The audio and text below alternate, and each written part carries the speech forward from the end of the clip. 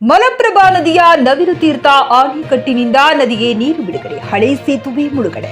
ಬೆಳಗಾವಿ ಜಿಲ್ಲೆ ಸವದತ್ತಿ ತಾಲೂಕಿನ ಮುನವಳ್ಳಿ ನವಿಲು ತೀರ್ಥ ಮಲಪ್ರಭಾ ಆಣೆಕಟ್ಟಿಗೆ ಒಳಹರಿವು ಬಹಳ ಹೆಚ್ಚುತ್ತಿರುವುದರಿಂದ ಆಣೆಕಟ್ಟಿನ ಸುರಕ್ಷತೆಗಾಗಿ ಆಣೆಕಟ್ಟಿನಲ್ಲಿರುವ ನೀರನ್ನು ಮಲಪ್ರಭಾ ನದಿಗೆ ನೀರು ಹರಿಬಿಡಲಾಗಿದೆ. ನದಿ ಪಾತ್ರದಲ್ಲಿದ್ದ ಸಾರ್ವಜನಿಕರಿ ಎಚ್ಚರ. ತೀರ್ ಬಜಾರ್ ಹತ್ತಿರ ಜಾನಕಿ ರಾಮೇಶ್ವರ್ ದೇವಸ್ಥಾನ ಪಕ್ಕದಲ್ಲಿದ್ದ ಮಲಪ್ರಭಾ ನದಿಯ ಸೇತುವೆ ಮುಳುಗಡೆಯಾಗಿದೆ. ಮುಳುಗಡೆಯಾದರೂ ಕೂಡ ಜನ ಸೈಕಲ್ ಮತ್ತು ಬೈಕ್ ಹಾಗೂ ಕಾರ್ ವಾಹನಗಳು ಈ ಕಡೆಯಿಂದ ಆ ಕಡೆ ಸಾಗ್ತಾ ಇದ್ದಾರೆ.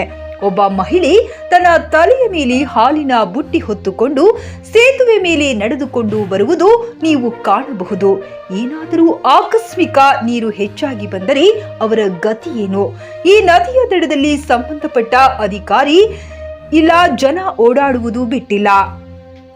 ಇಂದಿನ ಮಲಪ್ರಭಾ ನೀರಿನ ಮಟ್ಟ 2079.50 ಅಡಿ, ಒಟ್ಟು ಸಾಮರ್ಥ್ಯ 37.731 ಟಿಎಂಸಿ, ಒಳಹರಿವು 14,277 ಕ್ಯೂಸೆಕ್, ಹೊರಹರಿವು 5,594 ಕ್ಯೂಸೆಕ್.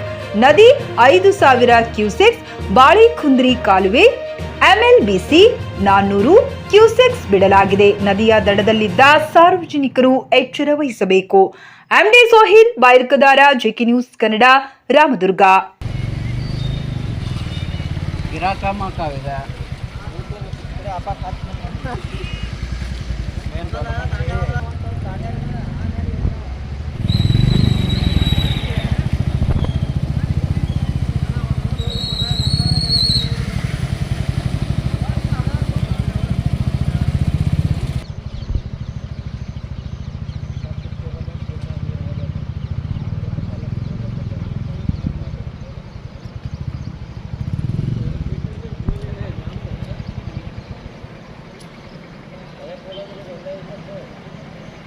ಟಿವಿಎಸ್ ಕಂಪನಿಯ ತರತರಹದ ಮಾಡೆಲ್ ಬೈಕ್ ಖರೀದಿಸಲು ಯೋಚಿಸುತ್ತಿದ್ದರೆ ಎಸ್ವಿ ಟಿವಿಎಸ್ ಶೋರೂಮ್ ನಿಮಗಾಗಿ ತರುತ್ತಿದೆ ಹೊಸ ಮಾಡೆಲ್ಗಳ ಹೊಸ ಬೈಕ್ಗಳು. ಟಿವಿಎಸ್ನ ಎಲ್ಲಾ ತರಹದ ಬೈಕ್ಗಳು ಹಾಗೂ ಎಲ್ಲಾ ಬೈಕ್ಗಳ ಸರ್ವಿಸ್ ಹಾಗೂ ಅವುಗಳ ಸ್ಪೇರ್ ಪಾರ್ಟ್ಗಳು ಕೂಡ ಲಭ್ಯ.